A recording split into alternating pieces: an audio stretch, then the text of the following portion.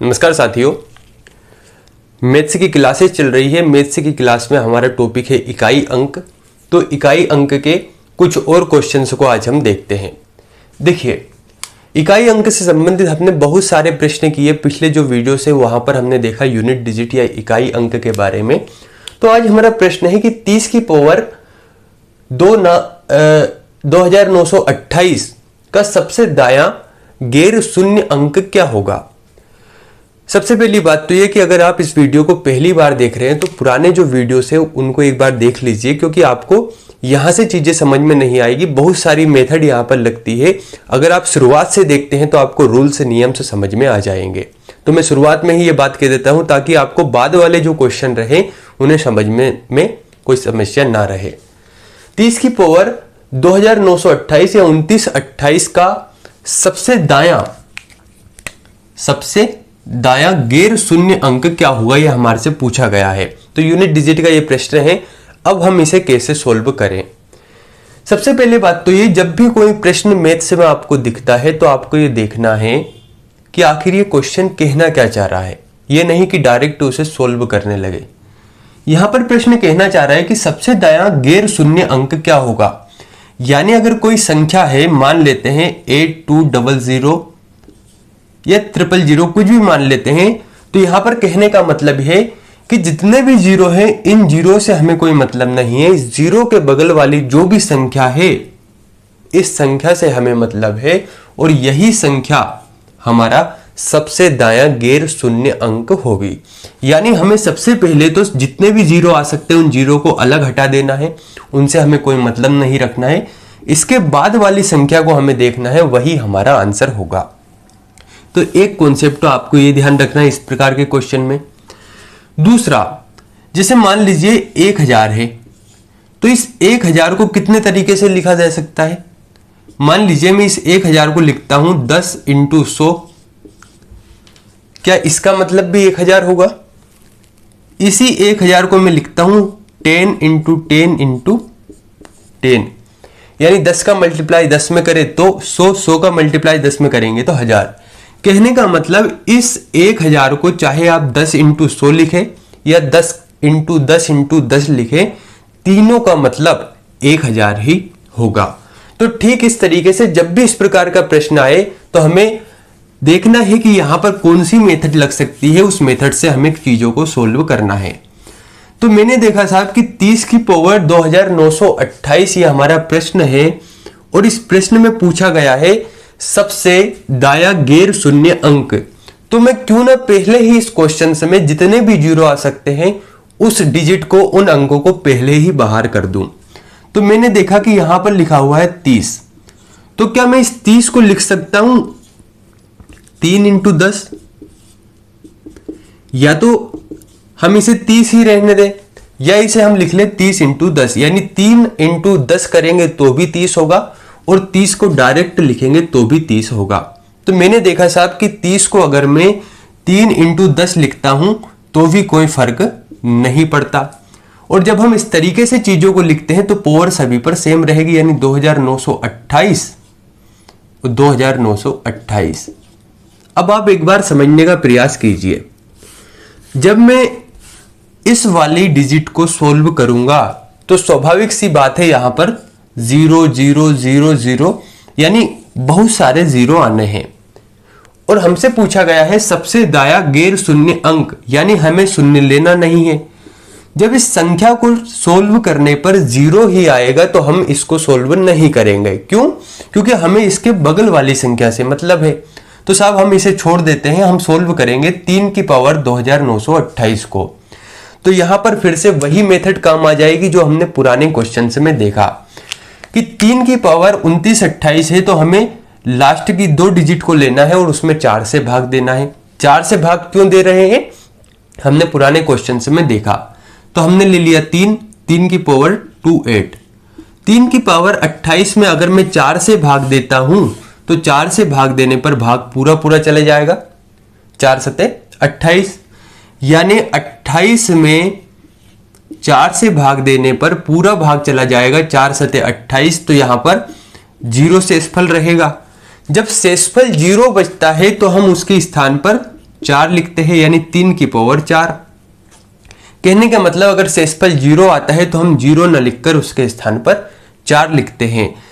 3 की पावर 4 का मतलब क्या हुआ, 3 इंटू 3 इंटू 3 इंटू 3, 3 त्या 9, 9 त्या 27, 27 में से हम जो आखिरी डिजिट आखिरी अंक है इसका मल्टीप्लाई करेंगे, 7 त्रिया 21। तो हमें क्या क्वेश्चन था कि साहब सबसे दायां गैर शून्य अंक, तो हम जानते हैं इस 1 के बाद बहुत सारे जीरो आने थे, तो हमें इनसे मतलब है नहीं, तो हमने जीरो को पहले ही हटा दिया। और इस जीरो के बाद जो पहला अंक आएगा, जो सबसे दायां गैर शून्य आएगा, वो आएगा 1, और इस तरीके से 1 हमारा आंसर रहेगा। तो क्वेश्चन बहुत सिंपल है, बस आपको समझना है कि कौन सी मेथड यहां पर लग सकती है।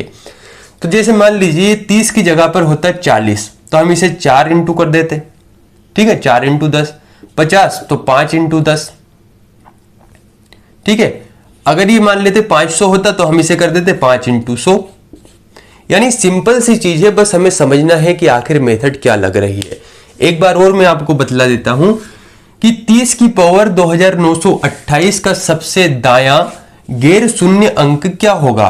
तो हमने 30 को दो भागों में तोड़ लिया, 3 इंटू 10, तो 3 की पावर 2928, 10 की पावर 2928। जब हम सोल्व करेंगे तो इसे सोल्व करने पर 0 0 ही आएगा, और 0 के बाद वाली संख्या हमें बताना है। सबसे दायां गैर शून्य अंक का ही मतलब है जितने भी 0 है उसके बगल वाली संख्या को हमें देखना है। यहां पर हम इसे छोड़ देंगे तो 3 की पावर 2928 को सोल्व करेंगे, लेकिन लास्ट की 2 डिजिट को हम ले लेंगे। 2 डिजिट में जब हम 4 से भाग देंगे तो पूरा भाग चला जाएगा, पूरा भाग जाएगा तो शेषफल 0 बचेगा, और जब शेषफल 0 बचता है तो 0 के स्थान पर हम 4 लिखते हैं। इसका मतलब 3 की पावर 4, 3 की पावर 4 को जब हम सोल्व करेंगे तो हो सकता है यहां पर बहुत बड़ी डिजिट आए, लेकिन आखिरी अंक 1 आएगा, और इस तरीके से 1 हमारा सबसे दायां गैर शून्य अंक होगा, और 1 हमारा आंसर होगा। क्लियर है यहां तक? चलिए अब देखते हैं अगले क्वेश्चन को।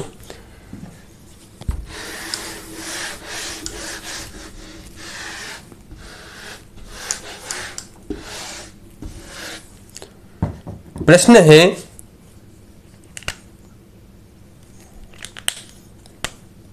217 की पावर 413, 217 की पावर 413 इंटू 19 की पावर 547,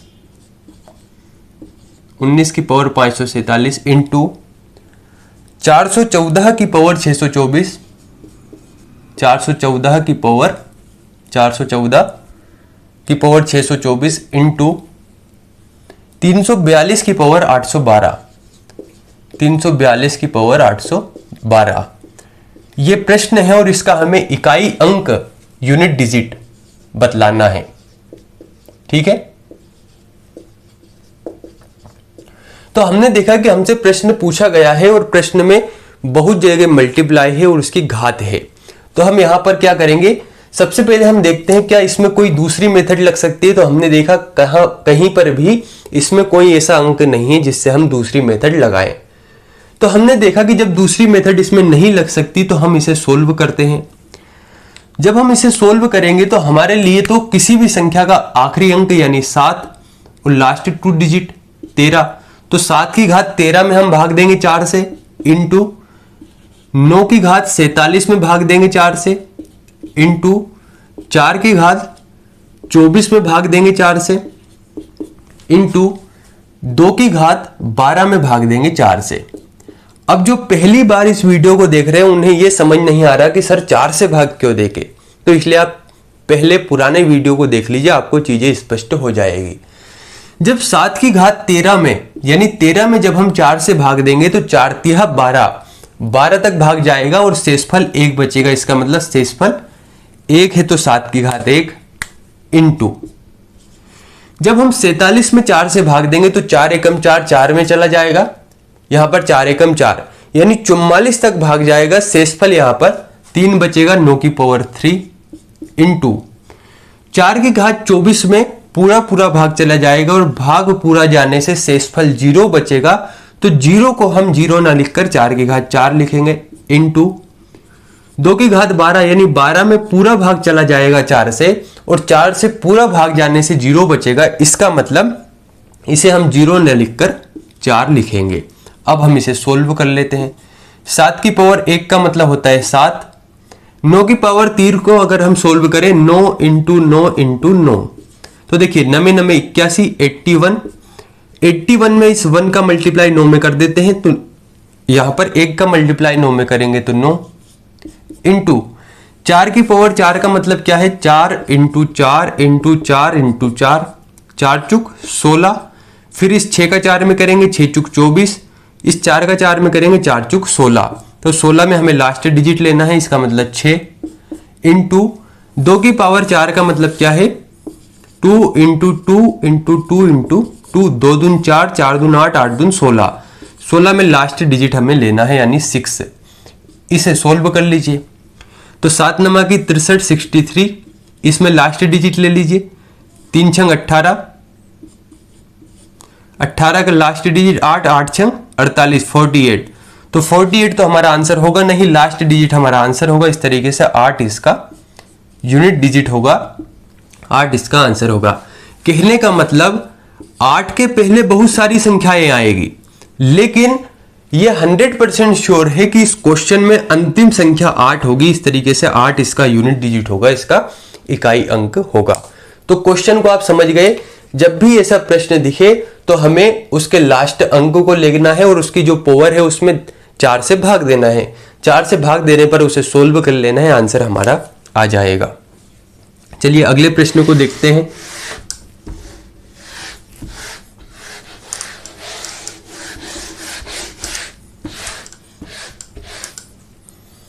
प्रश्न है 137 की पावर 13 की पावर 47। 137 की पावर 13 की पावर 47 का इकाई अंक क्या होगा, क्या यूनिट डिजिट क्या होगा।